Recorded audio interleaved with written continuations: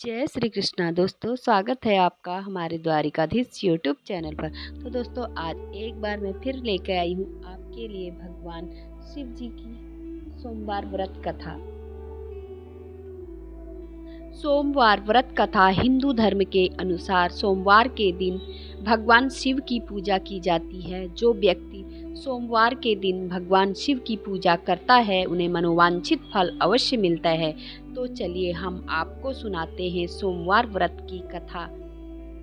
एक नगर में रामदास नाम का एक व्यक्ति रहता था। उसके घर में धन की बहुत कमी थी, लेकिन उसकी कोई संतान नहीं थी, जिस वजह से वह बेहद दुखी था।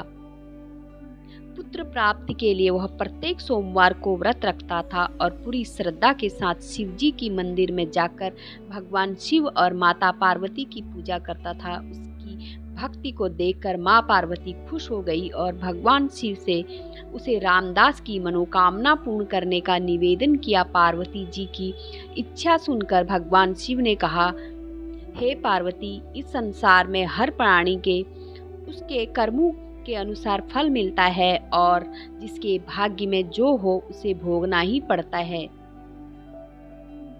तो पार्वती जी ने कहा कि रामदास जी की भक्ति का मान रखने के लिए उसकी मनोकामना पूर्ण की इच्छा जताई। माता पार्वती के आग्रह पर शिवजी ने रामदास को पुत्र प्राप्ति का वरदान दिया, तो लेकिन साथ ही यह भी कहा कि उसके बालक की आयु केवल 12 वर्ष होगी। माता पार्वती और भगवान शिव की इस बातचीत को रामदास सुन रहा था। रामदास को ना तो इस बात की खुशी थी और ना ही गम। वह पहले की तरह शिवजी की पूजा करता रहा। कुछ समय उपरांत रामदास के घर एक पुत्र का जन्म हुआ। जब वह बालक 11 वर्ष का हुआ तो उसे पढ़ने के लिए काशी भेज दिया गया।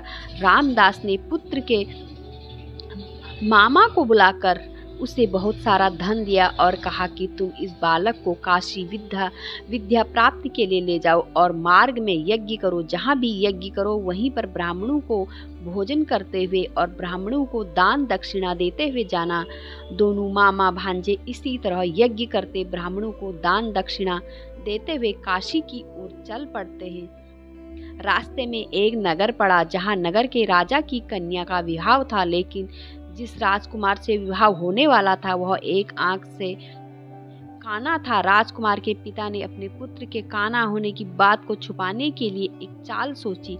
रामदास के पुत्र को देखकर उसके मन में एक विचार आया। उसने सोचा, क्यों ना इस लड़के को दूल्हा बनाकर राजकुमारी से विवाह कर दूं। विवाह के बाद इसको धन देकर विदा कर दूंगा और राजकुमारी को अपने नगर में ले जाऊंगा। लड़के को दूल्हे का वस्त्र पहनाकर राजकुमारी से विवाह कर दिया गया, लेकिन रामदास के पुत्र एक ईमानदार शख्स था। उससे यह बात न्याय संगत नहीं लगी। उसने अवसर पाकर राजकुमारी की चुन्नी के पल्ले पर लिखा कि तुम्हारा विवाह मेरे साथ हुआ है, लेकिन जिस राजकुमार के संग तुम्हें भेजा जाएगा वह एक आंख से काना है। मैं तो काशी पढ़ने जा रहा हूँ। जब राजकुमारी ने चुन्नी पर लिखी बातें पढ़ी तो उसे अपने माता पिता को यह बात बताई। राजा ने अपनी पुत्री को विदा नहीं किया, जिससे बारात वापस लौट चली गई।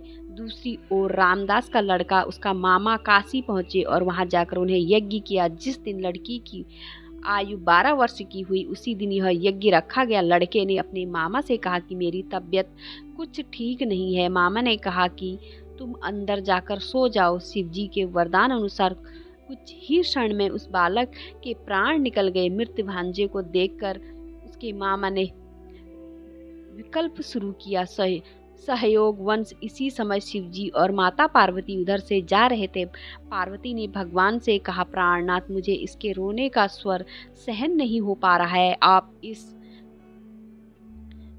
व्यधिर बालक के समीप गए तो वह बोले कि यह उस रामदास का पुत्र है जिसे मैंने 12 वर्ष की आयु का वरदान दिया था। अब इसकी आयु पूरी हो चुकी है। लेकिन मातृभाव से विभोर माता पार्वती ने कहा कि हे महादेव, आप इस बालक को और आयु देने की कृपा करें, अन्यथा इसके वियोग में इसके माता पिता की तड़प तड़प कर मर जाएंगे। और माता पार्वती के आग्रह पर भगवान शिव ने उस लड़के को जीवित होने का वरदान दिया।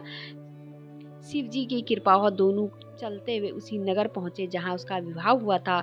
उस नगर में उन्होंने यज्ञ का आयोजन किया। उस लड़के के ससुर ने उसे पहचान लिया और महल में ले जाकर उसकी आव भगत की और अपनी पुत्री को विदा किया। इधर भूखे प्यासे रहकर रामदास और उसकी पत्नी बेटे की प्रतीक्षा कर रहे थे। उन्होंने प्राण रखा था कि यदि उन्हें अपने बेटे की मृत्यु का समाचार मिला तो वही अपने प्राण त्याग देंगे, परंतु अपने बेटे के जीवित होने का समाचार पाकर वह बेहद खुश हुए। उसी रात भगवान शिव ने व्यापारी के सपने में आकर कहा, श्रेष्ठ, मैं तेरे सोमवार के व्रत करने और व्रत की कथा सुनने से खुश होकर तेरे पुत्र को लंबी आयु प्रदान की है। जो सोमवार व्रत करता है, यह कथा सुनता है, पढ़ता है और उसके सभी दुख दूर हो जाते और सोमवार व्रत भगवान शिव को समर्पित है।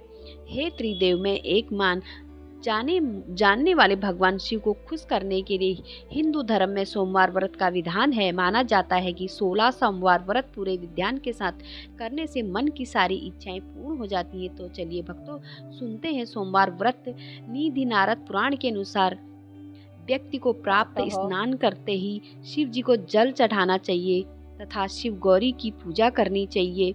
शिव पूजन के बाद सोमवार व्रत कथा सुननी चाहिए। इसके बाद केवल एक समय ही भोजन करना चाहिए। तो आगे सुनते हैं सोमवार व्रत कथा का फल।